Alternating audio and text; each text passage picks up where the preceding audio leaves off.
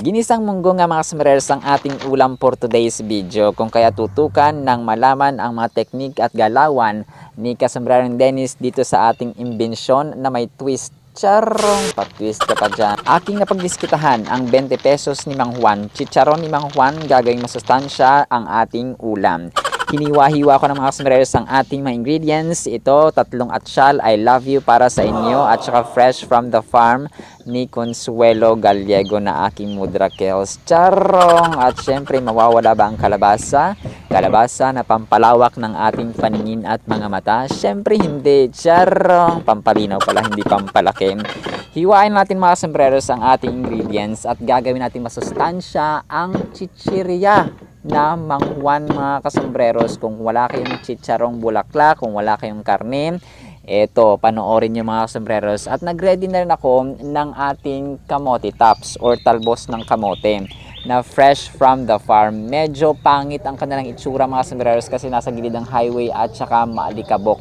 Hindi na rin po kasi umuulan dito ng ilang linggo na, at nanalangin kami ng nanay na nawa po ay umulan kasi nga ang mga pananim at ang mga drums ay unti-unti na pong natutuyo. Actually, ang mga balon, ang mga tubigan ng tao mga sombreros ay medyo namomroblema na po. No? Hihimay-himay natin at medyo matagal ang ating proseso dito.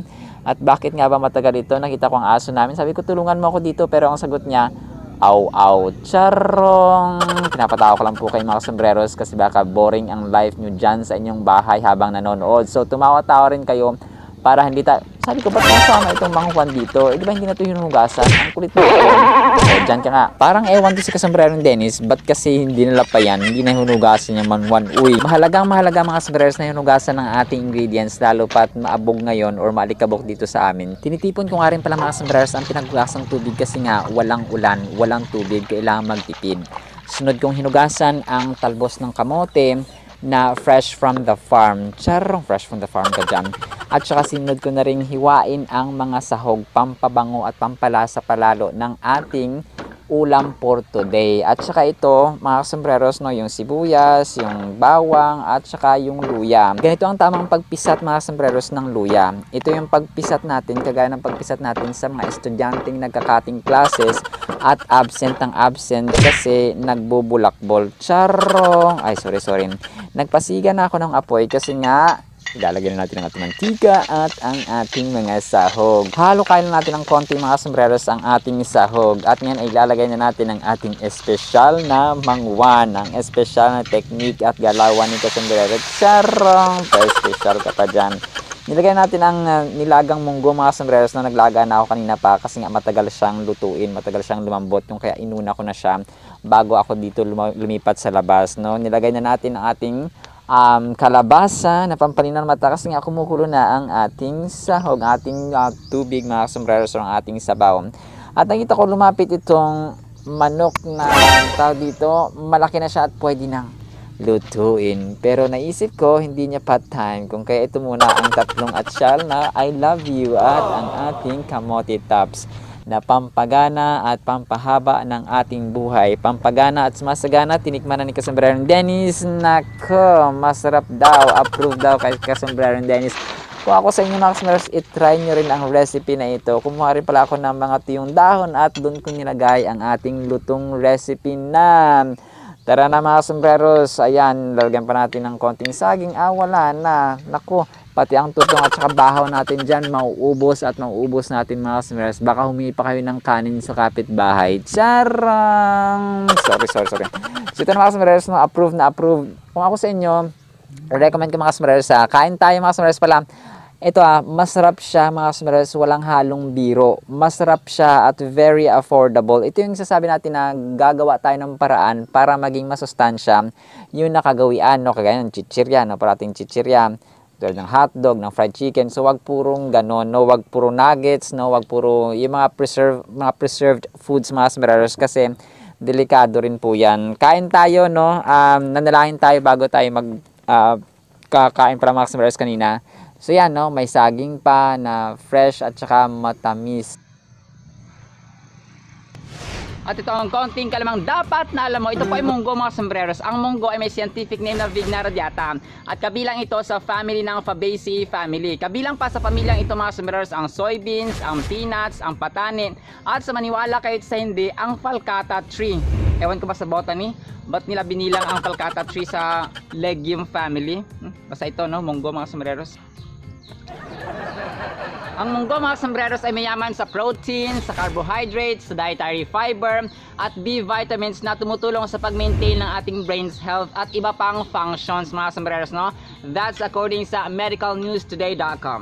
Ang Ilocos region mga sombreros ang nananatiling top 1 producer ng munggo sa buong Pilipinas with 8.88 thousand metric tons, followed by Central Luzon at Cagayan Valley. That's according sa Philippine Statistics Authority 2023 data. Sobrang sarap. Kung kaya laging tandaan, wagi ang may alam. Kung kaya dapat, alam mo. Muli po ito po si Kasombrerong Dennis, nagsasabing ang buhay ay mas lalo nagiging masaya, mas lalo nagiging puno ng faith, hope, and love pag si Lord Jesus Christ ang ating Panginoon tagapagligtas at pag-asa. Muli po, maraming salamat mga sombreros sa sumasama sa journey ng learning, ng wisdom, ng knowledge. See you sa next segment and paalam! Paalam! Munggo kayo dyan, masarap siya mga sombreros.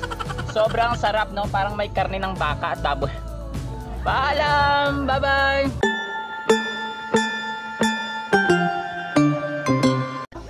Hi, my name is Kebricyclopedia, short for Kasombrerong Britannica Encyclopedia Wikipedia. And yeah, I have my hat removed just for this segment, and my role here is very simple and easy. Let me begin my task by asking. Have you seen my big book? I think I'm lost here. Where am I heading to? I'm concerned about my big book. Where's my big book? Can you help me find my big book? Toto, we're missing you as well. Our vocabulary term is vicissitudes. Bumalik ka na, Toto. Hindi na kami galit sa'yo. Ang vicissitudes mga sombreros ay noun. Usually plural po siya, may S, vicissitudes. Ito po yung mga tawag sa mga pagbabago sa isang circumstance, sa isang pangyayari, sa isang buhay, sa kapalaran, no? Ito po yun. Ang mga possible synonyms po natin dito ay change, alteration, transition, metamorphosis, etc. At pag ginamit naman ng sentence ay, give it up, Mr. Dictionary. After they surrendered, the later lives of Toto and Simeon were changed with many vicissitudes. Simeon. Do you know Simeon Ola? Si Simeon Ola mga sombreros ay ang pinakahuling general na sumuko sa mga Amerikano noong kasagsagan ng gyera.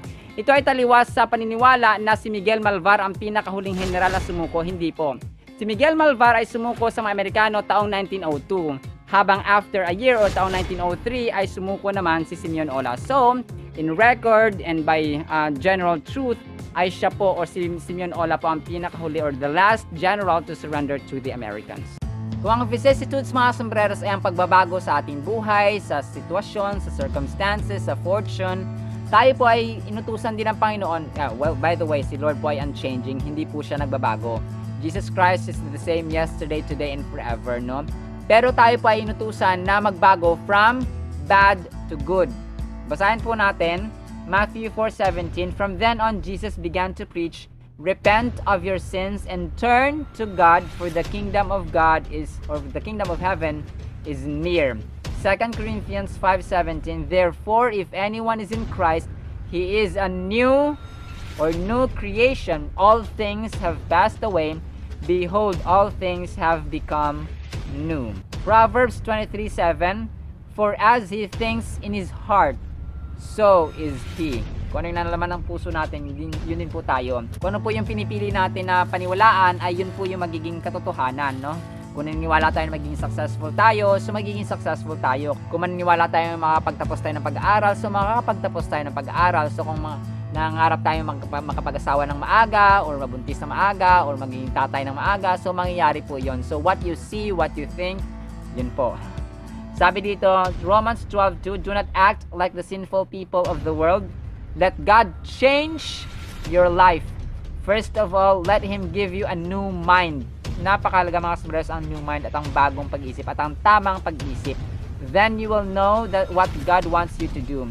And the things you do will be good and pleasing and perfect. Do not copy the behavior and customs of this world, but let God transform you into a new person by changing the way you think. Then you will learn to know God's will for you, which is good and pleasing and perfect. Psalm 55:19, God will hear and afflict them, even he who abides from old, Selah.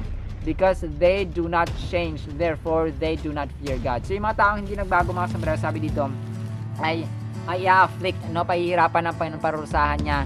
That is why napakahalaga po ng tamang mind, tamang mindset, tamang belief, mga sombrero, na sabi dito kanina, no?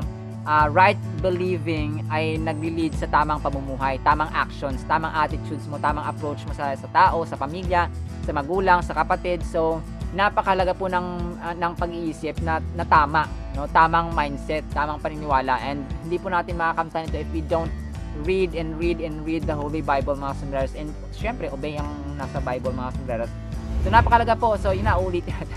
Let's read, love, and obey what's in the Holy Bible.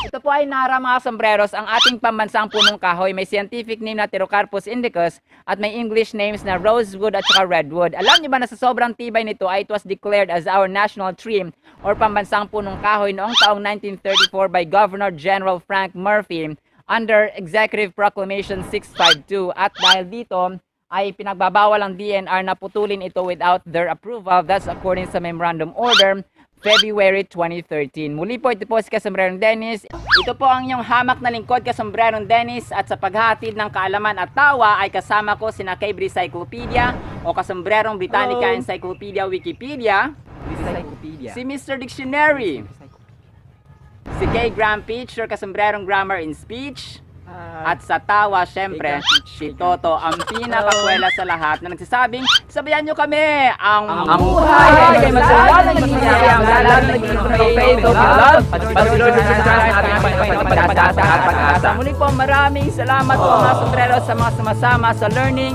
sa wisdom, sa knowledge. Maraming salamat po at see you sa next segment. Bye-bye!